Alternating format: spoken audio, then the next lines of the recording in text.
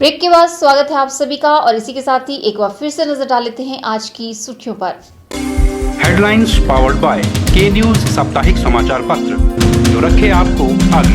को sponsored by Swarnabha jewellers जो दे 100% शुद्धता की गारंटी। ब्लूमिंग वैली जो आपके अपनों तक पहुंचाए आपका प्यार। और Basant smile because you are at Basant resorts.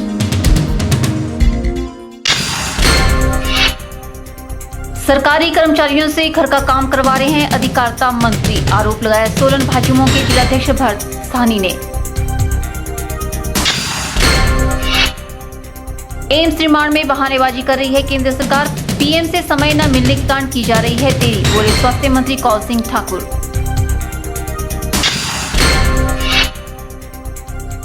शव वाहन निःशुल्क उपलब्ध करवाएगी असहाय सेवा समिति, सुंदरनगर में एक फोन पर उपलब्ध होगा शव वाहन।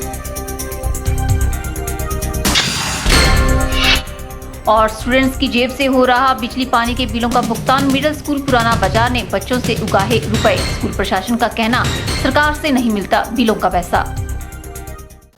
सोलन के सप्रून स्थित सनातन धर्म मंदिर परिसर में जिला स्तरीय पारंपरिक नृत्य प्रतियोगिता का आयोजन किया गया। कार्यक्रम में सामाजिक न्याय एवं अधिकारिता मंत्री कर्नल धनीराम शांडिल ने मुख्य अतिथि के रूप में शिरकत की।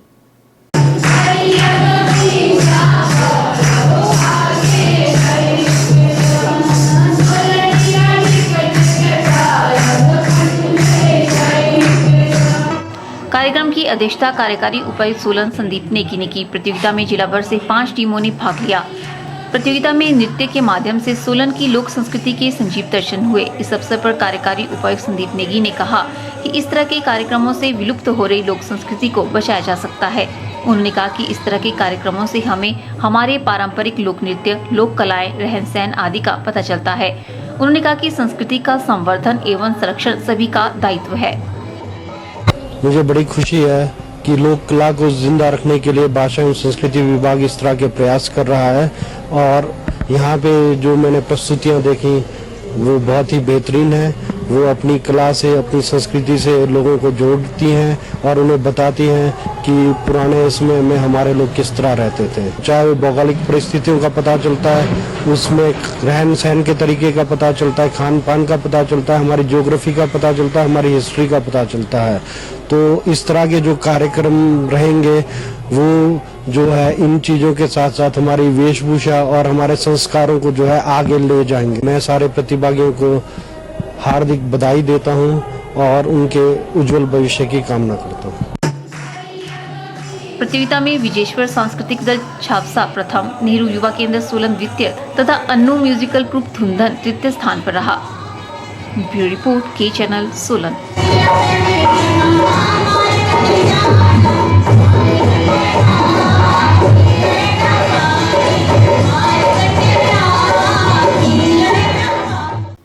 जिला के स्कूलों में 2 से 5 मई तक विशेष स्वच्छता अभियान चलाया जाएगा। इस दौरान विभिन्न प्रकार की गतिविधियां आयोजित होंगी। शिक्षा विभाग ने जिला के सभी सरकारी व निजी स्कूलों के प्रमुखों को निर्देश दिए हैं कि वे स्कूल स्तर पर विशेष अभियान चलाएं।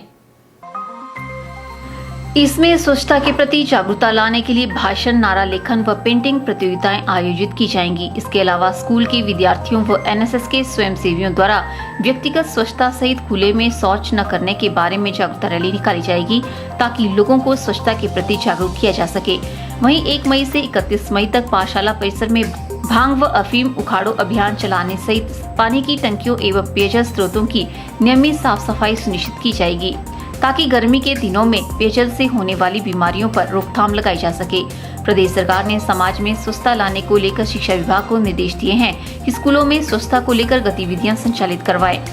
केडी शर्मा, उप निदेशक प्रारंभिक शिक्षा, ने कहा कि जिला के समस्त सरकारी व निजी स्कूलों में 2 से 5 मई तक विशेष स्वच्छता अभियान चलाया जाएगा। सभी स्कूलों के लिए स्वच्छता को लेकर गतिविधियां संचालित करवाना अनिवार्य है। इसके लिए स्कूल प्रमुखों को निर्देश दिए गए हैं।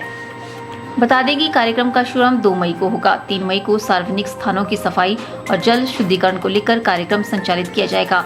4 मई को स्कूल व आंगनवाड़ी सफाई दिवस पर, 5 मई को स्वच्छता तकनीक प्रचार एवं स्वास्थ्य विज्ञान दिवस मनाया जाएगा। ब्यूरो रिपोर्ट के चैनल। मंडी के रिवासर में स्थित प्रसिद्ध शक्तिपीठ मां नैना देवी के दर्शनों के लिए श्रद्धालु दूर दूर से माता के दर्शनों के लिए आते हैं और माता का आशीर्वाद ग्रहण कर खुद को सौभाग्यशाली मानते हैं। मंदिर में माता के दर्शनों के लिए न केवल हिमाचल बल्कि दूसरे राज्यों से आए श्रद्धालु भी मां का आशीर्वाद लेने यहां पहुंचते हैं। 3 धर्मों की संगम स्थली रिवासर की पहाड़ियों पर बसे मां नैना देवी के मंदिर का नजारा देखते ही बनता है, जिसे देखकर श्रद्धालु बरबसी मां के दरबार की ओर खींचे चले आते हैं। बात चाहे किसी त्योहार की हो या फिर कोई और दिन, मां के मंदिर में हर रोज भक्तों का तांता लगा रहता है। यह शिवालिक पर्वत श्रेणियों की पहाड़ियों पर स्थित एक भव्य मंदिर है। यह देवी के 51 शक्तिपीठों में शामिल है। नैना देवी हिंदुओं के पवित्र तीर्थ स्थलों में से एक है। मान्यता है कि इस स्थान पर देवी सती के नेत्र गिरे थे। मंदिर में माता के दर्शनों के लिए न केवल हिमाचल बल्कि दूसरे राज्यों से आए श्रद्धालु भी मां का आशीर्वाद लेने यहां पहुंचते हैं। जब राजा दक्ष ने अपनी पुत्री का दहन किया था, यज्ञ कर रहे थे, तो उस वक्त शिव जी की पत्नी थी वो।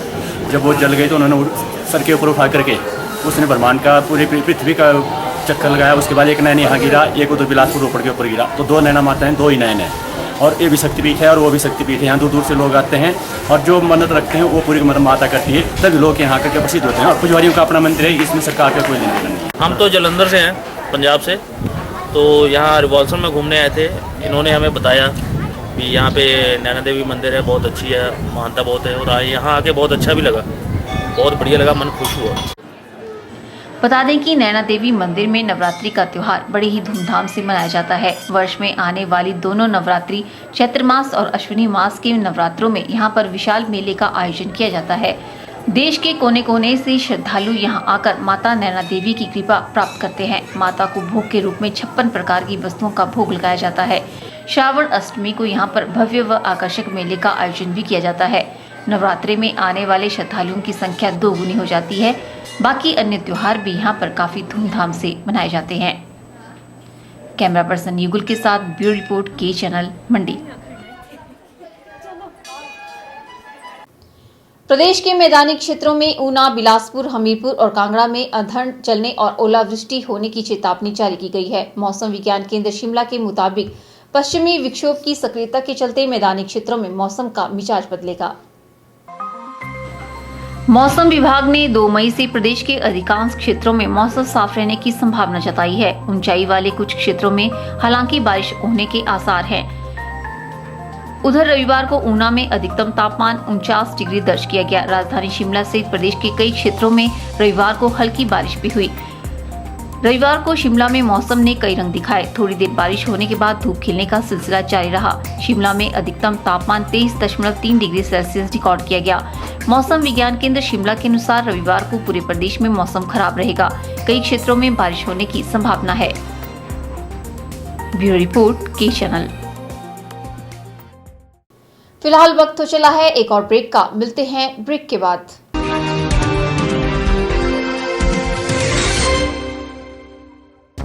गुप्ता शॉल एम्पोरियम, जहां आप पाएंगे बेहतरीन व उच्च क्वालिटी की शॉल की विस्तृत वैरायटी। यहां pure woollen Kullu shawl, Kashmiri shawl, angora shawl, Cashmilon shawl, feather shawl, pashmina shawl के साथ ही शॉल की और भी बहुत सी वैरायटी उपलब्ध है। तो देर न कीजिए और आज ही पहुंचे गुप्ता शॉल एम्पोरियम, सब्जी मंडी के साथ, नेर चौक, डिस्ट्रिक्ट मंडी। मोबाइल 9459125400।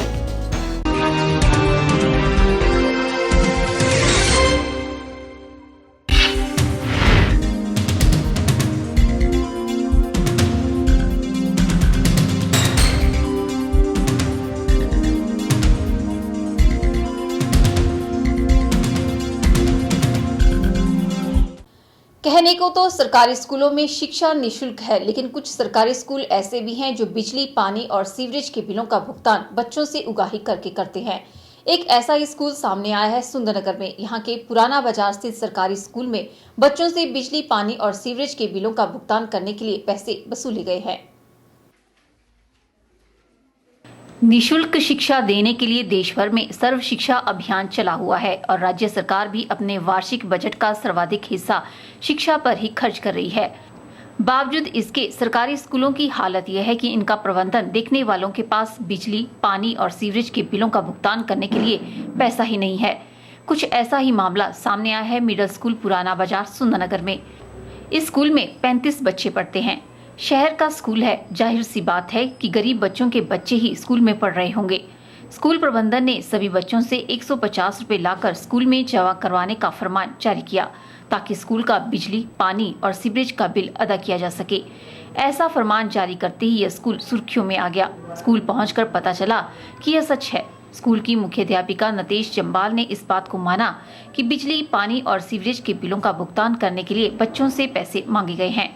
मुख्याध्यापिका का कहना है कि बिजली के बिल साल में एक बार कॉम्प्लेक्स स्कूल में जमा करवाए जाते हैं, जिसका भुगतान कभी समय पर नहीं होता और पानी तथा सीवरेज के लिए विभाग के पास फंड का कोई प्रावधान ही नहीं। यही कारण है कि स्कूली बच्चों से वर्ष में एक बार 150 रुपए जमा करवाने का फरमान जारी किया गया है। स्कूल प्रबंधन का मानना है कि इस राशि में अध्यापक भी इतना ही योगदान दे रहे हैं और गरीब बच्चों को छूट दी जा रही है। 35 बच्चों की स्ट्रेंथ है हमारे स्कूल में। 4 टॉयलेट्स हैं। टॉयलेट्स के लिए कोई भी स्वीपर का प्रावधान नहीं है और गवर्नमेंट की तरफ से इसके साफ सफाई के लिए हार्पिक, फिनाइल और जो भी जरूरत की चीज़ें, झाड़ू है, उस चीज़ के लिए हमें कोई पैसा नहीं मिलता है। ये जो 150 रुपये हम साल के एक बार बच्चों से मंगवाते हैं, ये सीवरेज का पैसा भी हमें इसी पैसे में से निकाल के देना होता है। सीवरेज का बिल, वो सीवरेज का बिल है 400 रुपये, 500 रुपये, इसी तरह से आता है। तो इसमें बच्चों का ही योगदान नहीं है, हम टीचर भी इसमें पैसे डालते हैं इन बिलों का भुगतान करने के लिए। हाई अथॉरिटी को जैसे बिजली का बिल के लिए कहते हैं, बिजली का बिल जो है हम पूरी साल के इकट्ठा करके अपने जो कॉम्प्लेक्स स्कूल है, government senior secondary school girls Sundarnagar, वहाँ हम उनको देते हैं। वो साल के बाद अगर हमें पैसा वापस करते हैं तो हम उस पैसे को भी उसी फंड में वापस डालते हैं। और सीवरेज के लिए हम अधिकारियों के पास भी गए थे तो कहते हैं कि ये पैसा तो आपको देना ही पड़ेगा। वहीं स्कूल ग्रांट और मेंटेनेंस के लिए आने वाला पैसा भी प्राप्त नहीं होता, इसलिए जिन पैसों की बच्चों से उगाही की गई है उसका इस्तेमाल स्कूल के अन्य मुरम्मत कार्यों के लिए भी किया जाएगा। यानी स्कूल की कुर्सी टूट जाए या फिर पंखा खराब हो जाए तो फिर बच्चों से लिए गए पैसों से ही उसकी मुरम्मत करवाई जाएगी। यही नहीं, बच्चों से जो पैसा लिया गया है उसमें बच्चों को एक आई कार्ड और एक नेम प्लेट देने का निर्णय भी लिया है। जो बच्चे हैं बाहर से आने वाले, अब देखा देखी हो गई है, सब स्कूलों में tie, pants, coat, identity card चाहिए।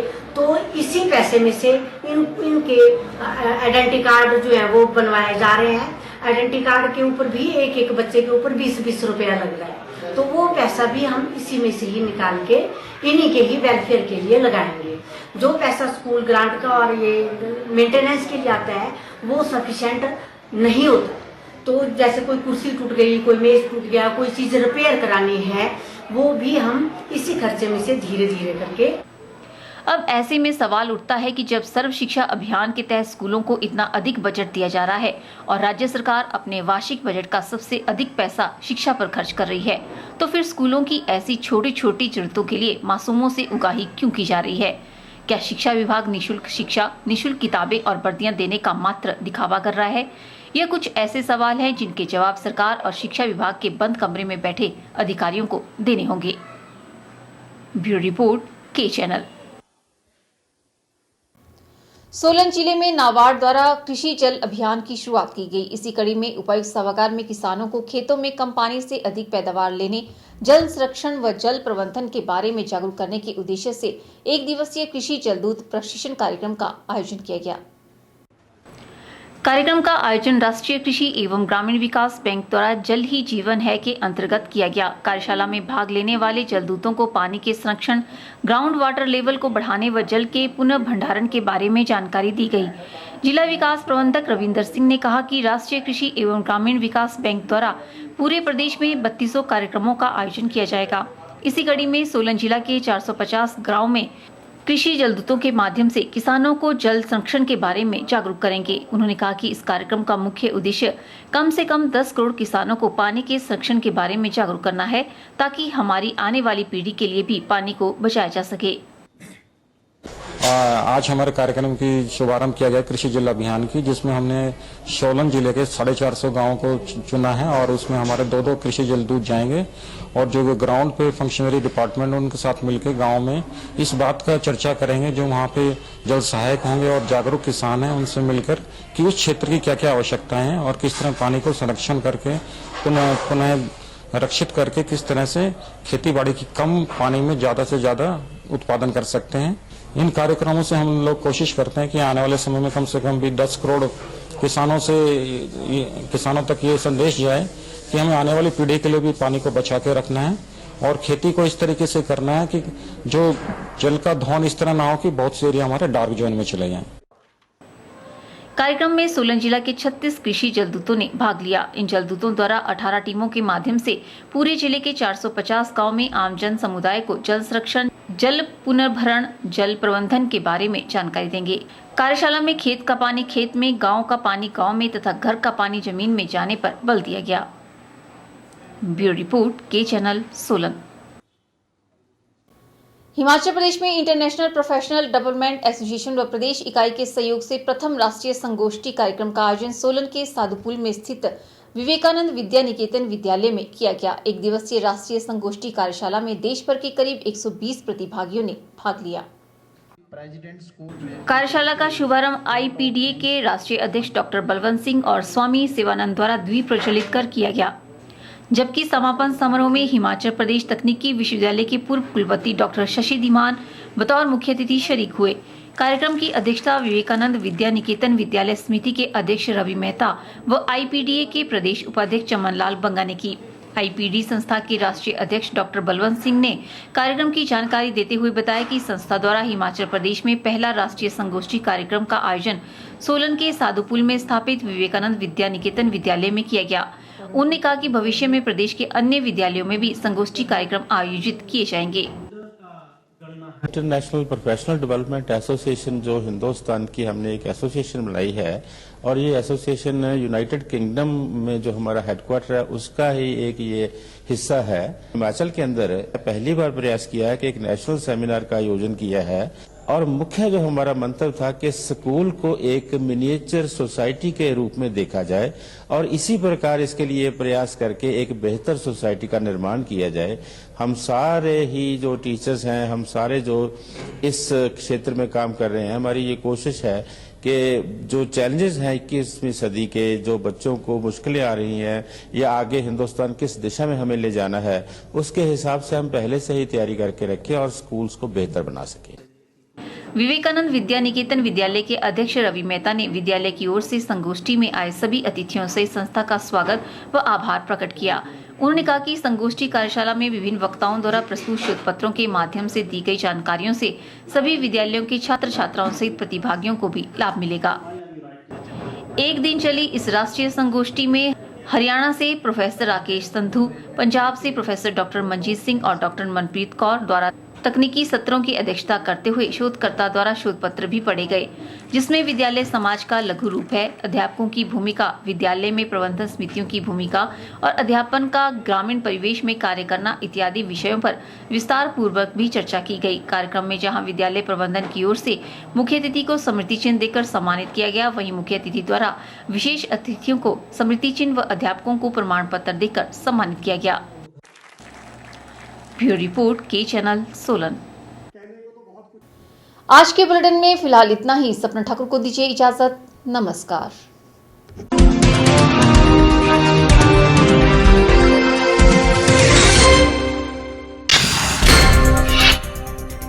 सरकारी कर्मचारियों से घर का काम करवा रहे हैं अधिकारिता मंत्री, आरोप लगाया सोलन भाजयुमो के जिलाध्यक्ष भरत साहनी ने। एम्स निर्माण में बहानेबाजी कर रही है केंद्र सरकार, पीएम से समय न मिलने के कारण की जा रही है देरी, बोले स्वास्थ्य मंत्री कौल सिंह ठाकुर।